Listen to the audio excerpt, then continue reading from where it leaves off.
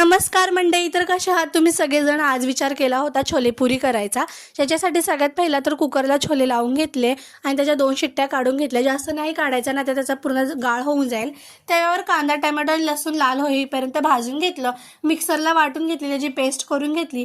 कढईत तेल गरम झाल्यानंतर मोठी इलायची, एक दालचिनीचा तुकडा आणि तेजपत्ता टाकला. केलेलं वाटण टाकलं, त्याला मिक्स करून घेतलं. त्याला तेल सुटल्यानंतर सगळे सुखे मसाले टाकले.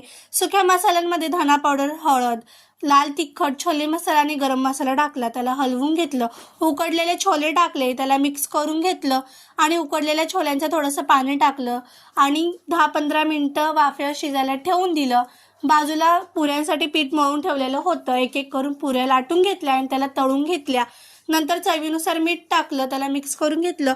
स्वच्छ धुतलेली बारीक चिरलेली कोथिंबीर टाकली. तुम्हाला ही रेसिपी कशी वाटली कमेंटमध्ये नक्की सांगा. लाईक करा, शेअर करा, सबस्क्राईब करा. धन्यवाद.